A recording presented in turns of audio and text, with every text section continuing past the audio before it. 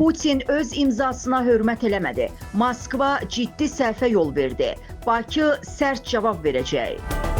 Rusiyanın Yekaterinburg şəhərində Azərbaycanlılara qarşı həyata keçirilmiş amansız qətliam ölkəmizdə regionda bütövlükdə postsovet məkanında ciddi rezonans doğurub. Hüquq mühafizə orqanlarının xüsusi vəhşiliklə həyata keçirdiyi amansız quldur hücumunun yalnız bir adı var: dövlətli kriminal qətliam. Bu vandalizmin məsuliyyəti də birbaşa Rusiya prezidenti Vladimir Putinin üzərinə düşür. Kifayət qədər ciddi ittiham olsa da bunu əsaslandırmaq üçün ortada kifayət qədər əsas və faktlar var.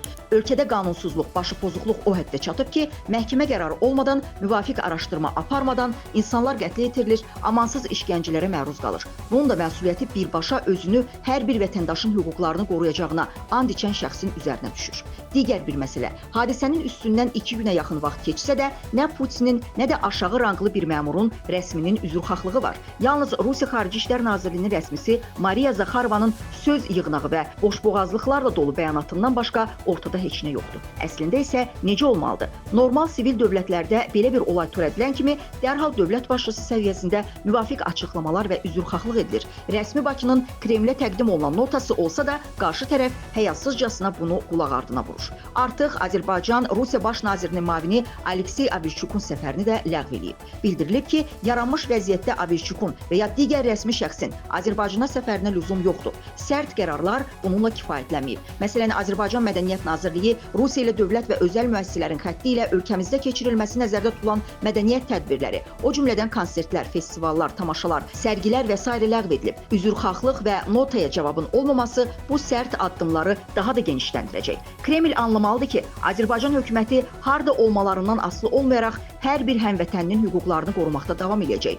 Utanc verici hal həm də odur ki, Kreml bu qətliamı törətməklə öz nüfuzunu, imzaladığı sənədləri şübhə altına qoyur. Axı onun özü cəmi 3 il əvvəl, 2022-ci ilin 22 fevralında Moskvada müttəfiqlik müqaviləsinə imza atıb. Halbuki prezidentlərin imzaladığı həmin müqavilənin 40-cı bəndində bildirilib ki, tərəflər milli qanunvericiliklərinə uyğun olaraq iki ölkənin xalqlarının mənəvi və mədəni yaxınlığının saxlanmasına hərtərəfli yardım eləməlidir. Eyni zamanda ərazilərində yaşayan milli azlıqların tarixi, mədəni və dini irsinin, eləcə də etnik, dil və mədəni özünəməxsusluqlarının qorunması, saxlanması və inkişafını təmin etmək, onların nümayəndələrinin ictimai, siyasi, mədəni və sosial-iqtisadi həyatda fəal iştirakına şərait yaratmalıdırlar. Rusiya isə son addımları ilə bunları kobud şəkildə pozur. Şübhə yoxdur ki, Kreml-pərəst media, siyasilər Azərbaycana artan narazılıqlar fonunda iddia eləməyə başlayacaqlar ki, ay nə bilim baş verən vəhşiliklərdən prezidentin xəbəri olmayıb ya da qətliam kimlərinsə öz fəaliyyətidir. Bəlkə də buna inanmaq olardı, əgər bundan əvvəlki hadisələr olmasaydı. Söhbət Azala məxsus təyyarənin Grozny səmasında vurulması və onlarla Azərbaycanlının həlak olmasından gedir. Prezident Vladimir Putin ötən ilin dekabrın sonunda baş verən hadisənin üstündən xeyli keçsə də, hələ də nə bir üzrxahlıq səsləndirib, nə də hadisəni törədənlərin cəzalandırılması barədə tapşırıq verib. Təəssüflər olsun ki, Moskvanın bu məsələdə tam fəaliyyət göstərməməsi, araşdırma və izahatların aparılmaması təkcə Azərbaycana deyil, beynəlxalq hüquq sisteminə də çağırış olsa da, dünya birliyi susmağa üstünlük verir. Azərbaycan dəfələrlə bəyan edib ki, təqsirkarların məsuliyyətə cəlb edilməsi, təzminatların ödənilməsi və ədalətli hüquqi qiymət verilməsi üçün səylərini davam etdirəcək. Həmin olaylardan sonra Azərbaycan mediası hadisəni törədənlərin cəzalandırılmasını, ölənlərin ailələrinə və Azərbaycana kompensasiya verilməsini tələb edən məqalələrlə çıxış elədi. Qarşı tərəfin isə cavabı yenə aqressiv oldu və Azərbaycan kütləvi informasiya vasitələri kütləvi haker hücumuna məruz qaldı. Ölkənin ən nüfuzlu media strukturları, xüsusən də Report İnformasiya Agentliyi və digərləri dəfələrlə haker hücumunu yaşadı. Bu əmr və göstəriş də şübhə yoxdur ki, Rusiyanın ali rəhbərliyinin göstərişi olmadan həyata keçirilə bilməzdi.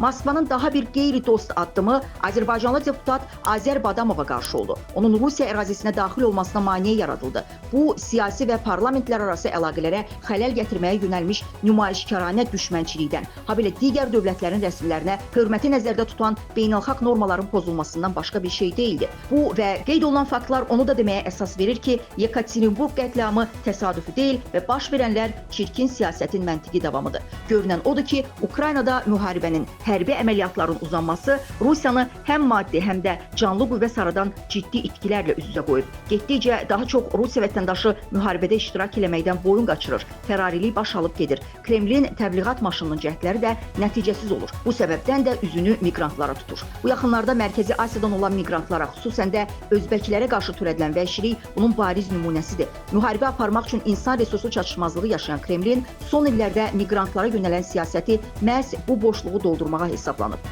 Əfqan, tacik, özbək, azərbaycanlı və çeçen əsilli gənclər müxtəlif şantaj, təhdid və saxta cinayət ittihamları ilə müharibəyə cəlb olunurlar. Onlara qarşı narkotiklərlə şər atmaq, ailə üzvlərini təhdid eləmək kimi metodlar tətbiq olunur. Razılaşmaqdan imtina edənlərə qarşı isə zorakılıq və təzyiqlər göstərilir.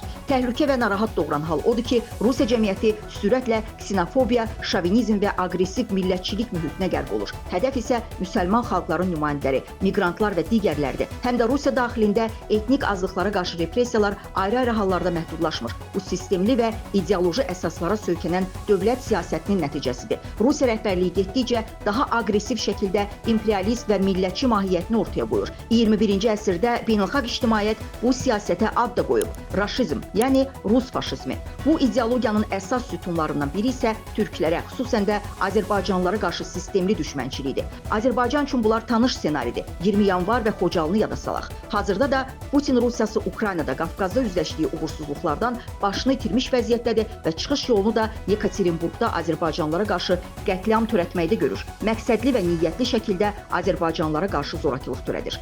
Son olaraq onu deyə bilərik ki, ilk növbədə Yekaterinburqda baş verən hadisələr insanlığa qarşı cinayət kimi qiymətləndirilməli, bu cinayətlərə göstəriş verənlər beynəlxalq hüquq qarşısında məsuliyyətə cəlb olunmalıdır. Əgər Rusiya dövləti bu basqınları rəsmi siyasət olaraq qəbul eləmirsə, dərhal üzr istəməli və günahkarları cəzalandırmalıdır.